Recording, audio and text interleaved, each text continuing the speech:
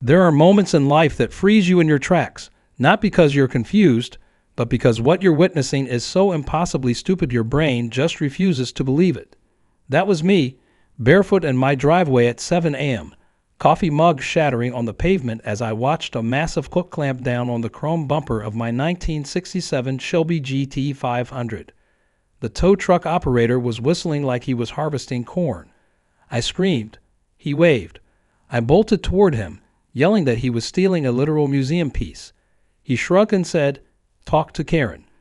And just like that, the engine of a $500,000 Heritage vehicle groaned under tension as it was dragged up a steel ramp, hood first, by the HOA president's personal vendetta. My hands were still shaking when I called the museum curator, who answered with, "Please tell me you're calling to confirm the parade time." I replied, "We have a problem. A very blonde, boy-shaped problem." Karen wasn't even subtle about it. She had parked her golf cart right in front of my driveway, sipping from a mug that said, "I run this block." I'd lived in this neighborhood for 10 years without ever getting more than a warning for leaving my trash bins out too long. But Karen had moved in 6 months ago and somehow risen to the top of the HOA food chain through charm, passive aggression, and a suspicious number of absentee ballots. She was the kind of person who once cited a neighbor for planting too cheerful of a flower bed. The kind of person who emailed the entire community that my car, which had been polished to a mirror shine and parked for a single night, was bringing down property values with its dated aesthetic. I tried to reason with the towel driver. I told him the car wasn't just classic, it was protected. It was on official loan from the National Heritage Auto Collection. It was scheduled to be the centerpiece of a veterans parade in less than 48 hours. He looked at me like I was reading conspiracy theories off a cereal box. "Look, man," he said, "I just got the order." I asked him if it was signed by a city official. He shook his head and pulled a crumpled paper from his dashboard. HOA President Karen Johnson. That was it. No license, no city stamp, no legal authority. Just her signature next to a checkbox labeled nuisance removal. As I stood there gaping, Karen walked up, flanked by 2 other HOA board members, neither of whom I'd ever seen at a meeting. She had that smile people wear when they think they've already won. "That car's been sitting here since last night," she said sweetly, as though explaining things to a child. "It violates Section 14C of our visual presentation standards." I told her it was a federally protected asset. She said it's still ugly. The crowd that had gathered murmured uncomfortably. One neighbor tried to object, but Karen turned on her heel and muttered something about them needing to cut their hedges. They backed off. The tow truck roared and pulled away, my Shelby dragging slightly at an angle because the driver hadn't secured the wheels properly. I could hear metal scraping the edge of the truck's bed. That sound, it wasn't just heartbreaking. It was illegal. I wanted to throw something, but all I had was a broken mug and a heart rate climbing past safe limits. I went inside and immediately called the museum curator. Jackson Reynolds was not a man you wanted to disappoint.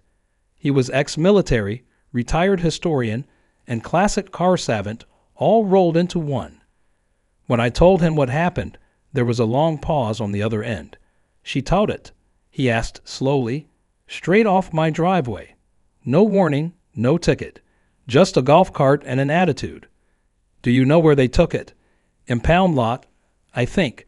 Probably the one on Fairmont Avenue." "Good," he said, suddenly much more formal. "Don't go alone. I'm alerting the Office of Historic Preservation. This is not just theft. This is federal tampering." It didn't fully hit me until I ended the call. Karen hadn't just inconvenienced me. She had interfered with a national loan agreement, and given the contract I had signed, complete with photos, documentation, and GPS logging, this wasn't going to just blow over. There were penalties, serious ones, legal ones, and not for me. I grabbed my car keys to head to the impound lot, but before I could start the engine, there was a knock at the door. It was my neighbor Maya, who lived 2 houses down and ran a local auto blog. She had her phone out and was already filming. "This is going viral," she said. "I posted the towel video 10 minutes ago. It's already on our / entitled people." I blinked. "What video?" She showed me. Karen smugly sipping coffee while pointing at my car, the tow truck dragging it with a crunching noise, and me sprinting barefoot across the lawn. Maya grinned. "You're the internet's newest hero. Also, you might want to wear shoes next time." That night, I barely slept. The museum emailed me an official statement saying they were preparing legal action. I sent them everything I had, photos, timestamps, even the signed HOA newsletter that Karen had edited last month to include new vehicle appearance standards no one else had voted on. The kicker? The original bylaws didn't even mention classic cars. By morning, news trucks were rolling down the block. Karen was nowhere to be seen. Her golf cart was parked crookedly across 2 guest spaces near the clubhouse, but her house was dark. I got ready, suited up, and drove straight to the impound yard. I didn't know what I'd find, but I knew one thing for sure. Karen had towed the wrong car, and she was about to find out just how much horsepower was in an engine fired up by federal outrage. The impound lot looked like the aftermath of a demolition derby. Faded cars sat in haphazard rows, some missing doors, others with cracked windows and hoods bent like paper. The chain-link fence screeched open as I approached the front desk, holding a printed letter from the National Heritage Auto Collection in one hand and a thick folder of documentation in the other. The guy behind the glass window barely looked up until I slid the museum letter across the counter. He raised an eyebrow, then took his sweet time reading it, flipping through each page like he was deciphering a treasure map. Finally, he exhaled through his nose and muttered, "Yeah, that one's in the back. But you might want to take a deep breath."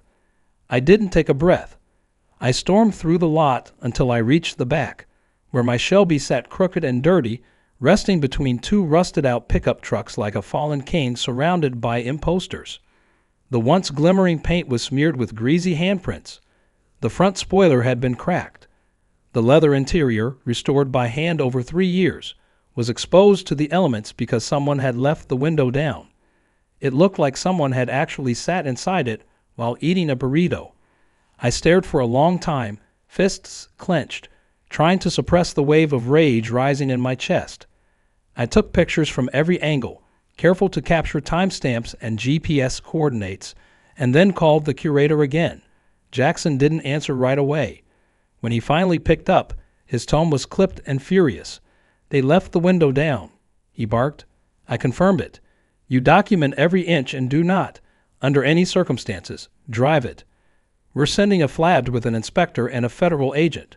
This is no longer about HOA stupidity. This is artifact abuse." Back at home, Karen had started damage control. She'd sent out an HOA-wide email titled "Clarifying Our Community Standards," which was nothing short of a manifesto. It claimed I had parked an unregistered, non-functional vehicle in a high-visibility zone, and that she was merely enforcing a long-ignored regulation.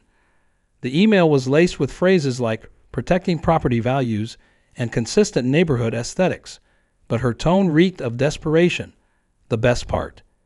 She included a fabricated photograph of the Shelby with trash piled on it, clearly photoshopped. Someone in the community quickly noticed the trash can's shadow didn't even match the car's lighting.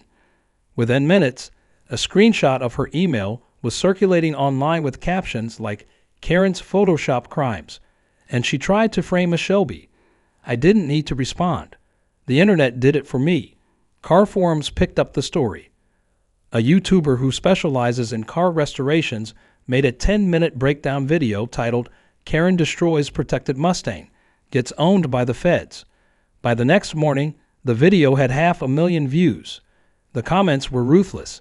People had started calling her Tow Truck Karen, and someone even made a parody HOA newsletter featuring a photoshopped image of Karen towing the Statue of Liberty. By midday, the FLAB arrived, along with a sharply dressed federal agent named Agent Martinez and a woman from the museum's artifact preservation team.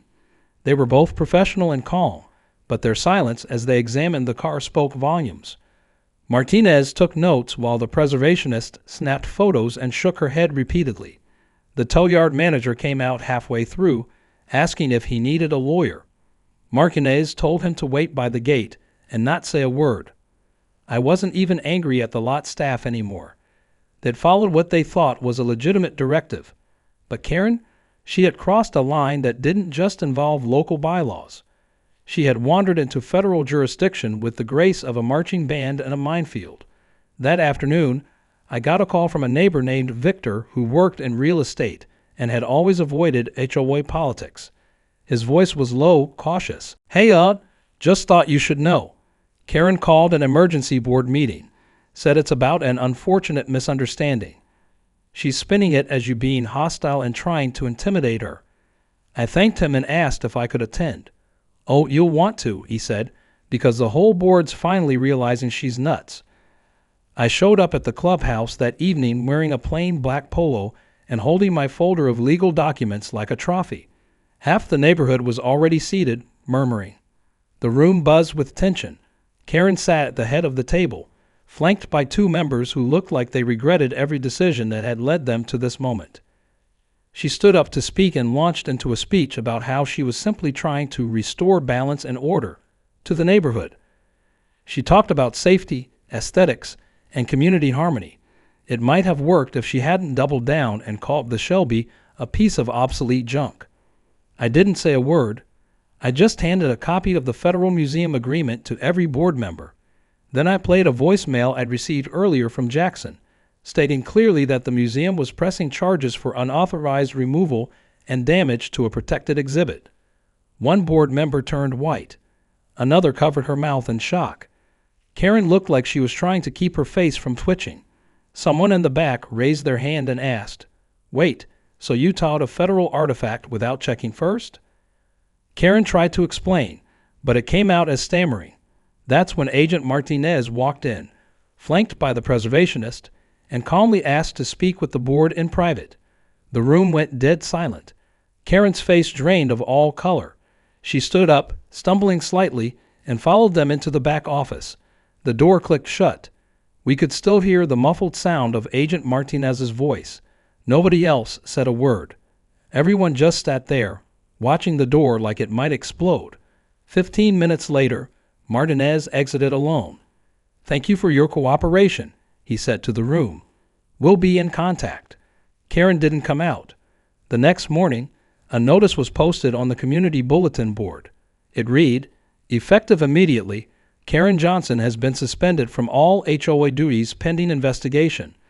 Vice President Elaine Mayfield will assume interim leadership." I stood there reading it, sipping coffee from a new mug that said, "Ask me about my classic car." I didn't need to say anything. Not anymore. The wheels of justice were turning, and Karen was strapped to the axle. Karen resurfaced 2 days later like a bad sequel nobody asked for. Except this time she wasn't strutting down the sidewalk or giving disapproving glances at mailbox height. She was skulking around in oversized sunglasses, wearing a floppy hat, and walking her schnauzer as if doing so would erase the events of the past week. But the damage was done. The community had turned. The once untouchable, self-appointed queen of the HOA was now being avoided like the last deviled egg at a potluck. Her name had become a punchline, her voice barely heard above the whispers and snickers that followed her wherever she went. And yet, instead of retreating with even a shred of humility, Karen did what Karens do best. She doubled down. That morning, I found an envelope taped to my front door. It wasn't an apology. It was a letter, typed in Comic Sans. Yes, Comic Sans, accusing me of public defamation, slanderous behavior, and contributing to a hostile environment. According to Karen, I owed her a public apology for making the HOA look bad in front of federal agents. She even demanded that I issue a retraction video explaining that the entire incident was a simple misunderstanding. I stared at the paper for a full minute before laughing so hard I scared a squirrel off the porch. I didn't respond. I forwarded it to Jackson at the museum and also sent it to my lawyer, just in case Karen had completely lost her grip on reality, which at this point was a reasonable assumption. What she didn't know was that the towing company had started cooperating with federal investigators. They handed over their call logs, email chains, and internal notes, and in doing so, exposed a massive problem for Karen. The tow request form she submitted wasn't just unauthorized. It had been modified. The original form from the HOA website didn't even have a historic vehicle category.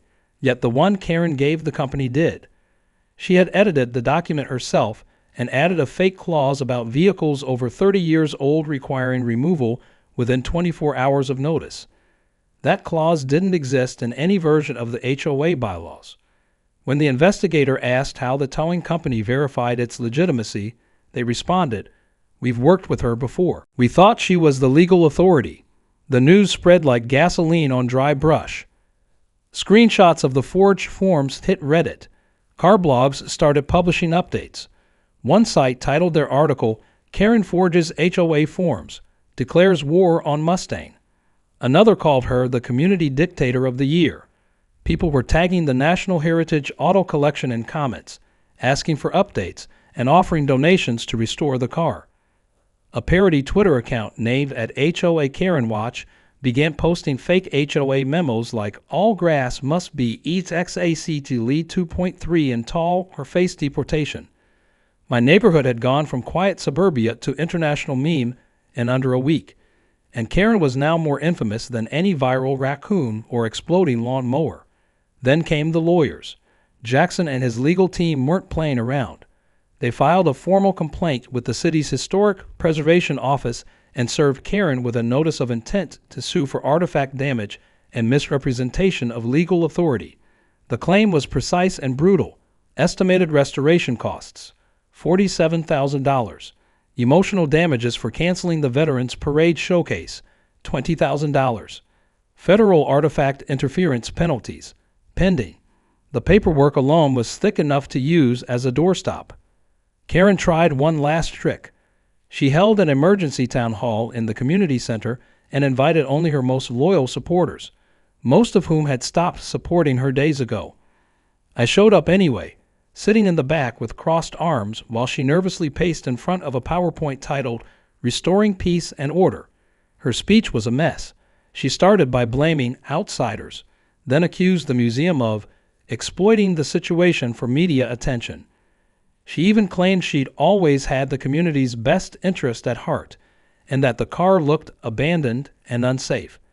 When someone asked why she hadn't just asked me to move it, she fumbled her notes and said, "Well, I mean, he wasn't approachable.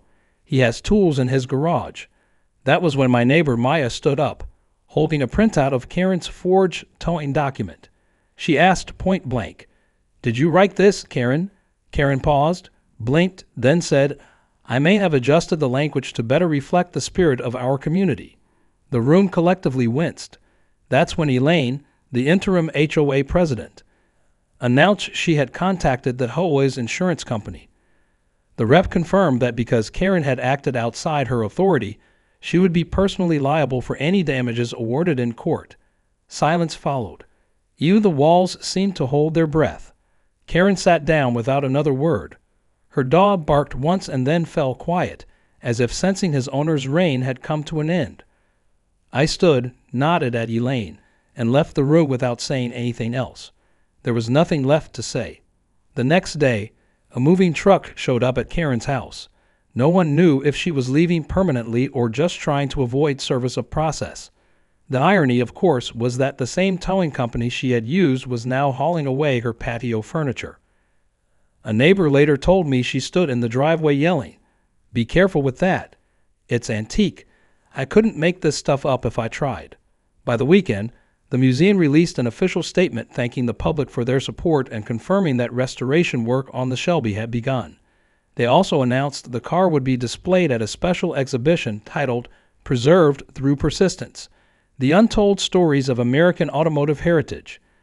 I was invited to cut the ribbon. Karen wasn't invited at all. The neighborhood felt different now. People smiled more. The HOA meetings had record attendance. Even Victor from real estate cracked a joke about naming the next community picnic after me. "We could call it Mustang Days," he said, holding up a burger. I chuckled, but deep down, I knew something had shifted permanently. We'd taken back our block, not with rage or revenge, but with facts, law, and a chrome-plated piece of history that roared louder than any HOA president ever could. The courthouse smelled like old paper, coffee, and panic. Karen walked in flanked by her attorney, who looked like he'd aged 10 years in the past 2 weeks. Her heels clicked against the tile floor like a slow countdown to her own personal judgment day. She wore a beige pantsuit, probably in some desperate attempt to appear professional, but her stiff posture and twitching eye gave her away. Meanwhile, I sat calmly near the front, next to Jackson from the museum and a representative from the Historic Preservation Office. Behind us sat a row of veterans in their parade uniforms, each one a reminder of the event Karen had nearly ruined. One of them, a retired Air Force mechanic, gave me a silent nod of solidarity. I returned it. This wasn't just about a car anymore. It was about principle, and everyone in that courtroom knew it. The judge entered, a stern woman with sharp eyes and a subtle Mustang lapel pin on her robe. I didn't know whether that was coincidence or karma throwing me a bone, but I wasn't about to complain. Court was called into session, and the bailiff read out the charges against Karen: civil liability for damage to a federally protected museum artifact, fraudulent modification of official HOA document, unlawful impersonation of authority. The room was dead silent aside from the scribble of pens and the occasional nervous cough. Karen's attorney tried to motion for dismissal, claiming she acted in good faith, but the judge wasn't having it. She wanted to hear everything, and we had everything. The prosecution started by laying out the timeline of events. They showed photos of the car before and after the tow. They introduced the museum loan contract, signed and verified. They played the voicemail from Jackson, the one where he said flatly that the Shelby was scheduled for display and protected under federal artifacts status. Then came the documents Karen had submitted to the towing company, the doctored HOA bylaws with a clause that didn't exist. The digital signature matched her email. The metadata showed it had been created on her laptop. Her defense argued it was an administrative oversight. The judge didn't even try to hide her smirk. Then it was my turn to testify. I walked to the stand, adjusted the mic, and told the court exactly what had happened. I spoke about the morning of the tow, how the operator shrugged and said, "Talk to Karen," how I called the museum in a panic and how their first response wasn't confusion but legal escalation. I explained the value of the car, not just in dollars, but in heritage. I talked about the veterans who were supposed to see it, many of whom had worked on that very model during service. The courtroom remained silent throughout, save for the quiet sniffling of one veteran's wife in the back row. When I finished, I locked eyes with Karen. Her stare didn't hold long. The museum's preservationist took the stand next and went through the damage report line by line. Leather interior exposed to sun damage, scratches on the fenders, undercarriage misalignment, a total of $47,000 in restoration work. The judge flipped through the printed report and frowned. Then the tow yard manager testified. He admitted he assumed Karen's documents were real because she had dealt with them before. He looked genuinely remorseful. When the judge asked if he would ever take an HOA order again without legal verification, he said, "Absolutely not." Lesson learned. Karen's defense tried to pivot. They argued the vehicle was parked in violation of community guidelines, that it was unregistered locally, and that Karen had simply acted to preserve the neighborhood's visual standards. But the prosecution tore that apart. They presented the actual HOA bylaws. No rule prohibited classic vehicles, especially not temporarily parked for a national event. Then came the kicker. The HOA insurance provider had submitted a statement distancing themselves from Karen entirely.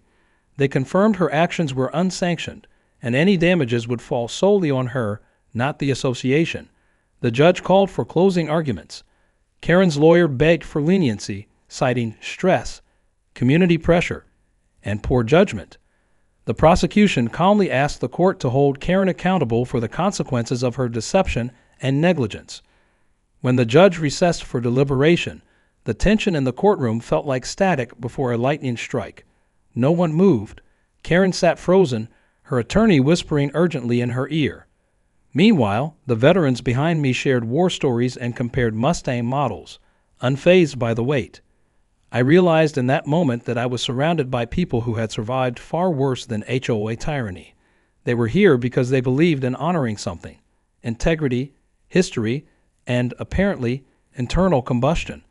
The judge returned faster than expected. She didn't bother with a long preamble. she ruled that Karen was fully liable for all damages to the vehicle, including the restoration and legal costs. She also mandated that Karen be fined for the falsification of documents and sentenced her to 150 hours of community service to be performed at the very museum she tried to undermine. She would be supervised closely while assisting with cleaning and maintenance of historic vehicles. The courtroom erupted, not in cheers, but in restrained, satisfied nods. The kind of victory that doesn't need volume. Karen stood there stunned. Her lips moved, but no sound came out. Her lawyer patted her arm like he was comforting someone who just got evicted from their own dream. The veterans filed out in silence, dignified. Jackson turned to me and said, "We'll restore the car, but that verdict? That was justice." Outside the courthouse, the media had gathered again. Reporters asked for statements. I kept it short. The car will roll again. Thanks to everyone who stood up for what mattered. Back home, the mood had shifted permanently. Neighbors waved. One kid had drawn the Shelby in chalk on the sidewalk and labeled it Hero Car. Maya brought over homemade cookies shaped like Mustangs. The HOA had officially removed Karen from the board. Her house went up for sale the next day. A new era had begun, one where people read the bylaws and checked their power at the sidewalk. The court ruling wasn't just about one car. It was a reminder that history isn't something you erase with a tow truck. It's something you preserve, protect, and sometimes rebuild with chrome, sweat, and truth. The restoration took nearly 3 months, and every single day of it felt like watching a war hero being slowly pieced back together. The museum's preservation team worked tirelessly, sourcing authentic parts, hand-stitching interior replacements, and removing every trace of Karen's careless destruction. I visited the facility weekly, watching as the car gradually returned to its former glory. Gone were the greasy smudges and scratched paint. In their place stood gleaming chrome, fresh polish so deep you could see your soul in it, and a restored growl in the engine that vibrated through your chest. It wasn't just a car anymore. It was a symbol, a monument to persistence, a survivor of suburban sabotage. Jackson kept me updated throughout, and in one call, he mentioned the museum was planning something special for the reveal. They wanted a grand reopening event, a proper public ceremony, and they asked if I would be willing to drive the Shelby through the gates as part of the celebration. I couldn't answer right away. It was overwhelming to think that something I'd protected on loan would now be immortalized by the very people who preserved America's automotive legacy. It felt surreal. I finally said yes and immediately started prepping. Not just the logistics, but the weight of the moment. This wasn't just closure. It was a victory lap. The event was held on a Saturday, and the crowd showed up in numbers that surprised even the museum staff. Classic car enthusiasts filled the lot. News vans lined the perimeter. A group of local veterans arrived in formation, dressed in uniforms and holding flags, some of them the same men who had been scheduled to see the car in the parade before Karen's intervention. People wore shirts that read, "Respect history and don't mess with Mustangs." The entire area buzzed with anticipation. You could feel it in the air, like the hum of an engine about to start. The Shelby waited behind a curtain of velvet rope, polished so meticulously that every inch reflected the sky. When I finally climbed into the driver's seat, I took a moment to let it settle in. The wheel felt familiar, like shaking hands with an old friend. The ignition turned, and the engine roared to life. Not a scream, but a low, proud growl that drew gasps from the crowd. The curtain dropped, and I slowly rolled forward through the archway as cameras clicked and people clapped. The veterans saluted. Some of them teared up. I spotted Maya in the crowd, recording everything with her phone while wiping her eyes with a napkin.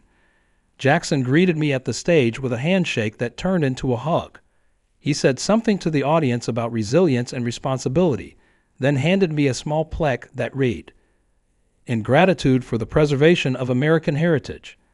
I didn't know what to say. I just held it up and let the moment speak for itself.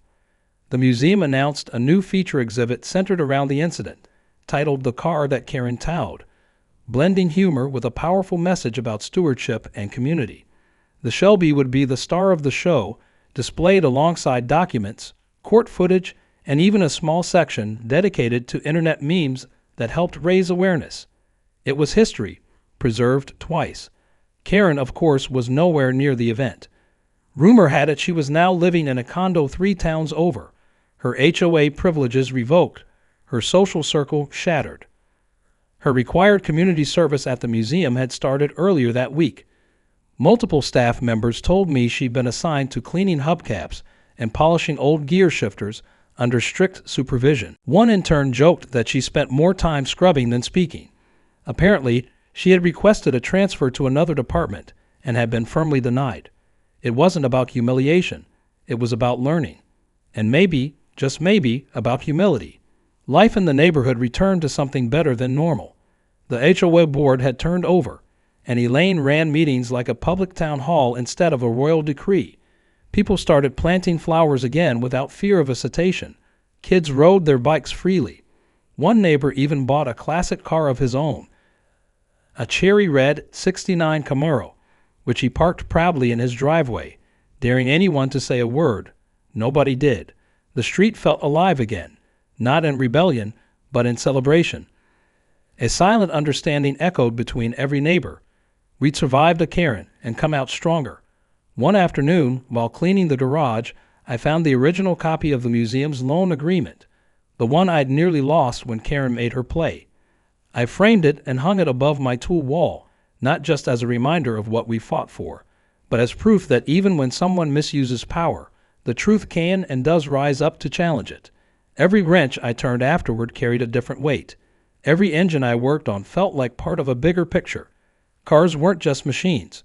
They were markers of time, of sacrifice, of craftsmanship that deserved more than HOA pettiness. Months later, I got an email from the museum. They were launching a national campaign on preservation awareness, and they wanted to use the Shelby as their flagship story.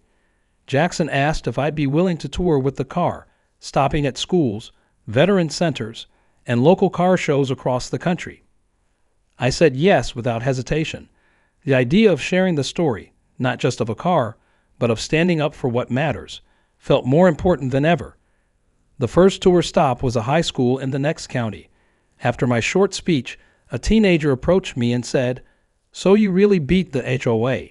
I laughed and told him, I didn't beat them. I just didn't let them lie their way into rewriting the rules. He nodded and replied, "That's awesome. I'm going to write about this for my civics project." And that was it, the real victory.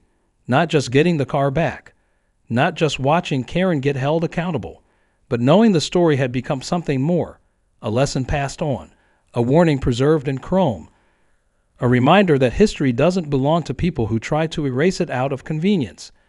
It belongs to those who respect it, protect it, and sometimes have to fight for it. One tow truck disaster at a time.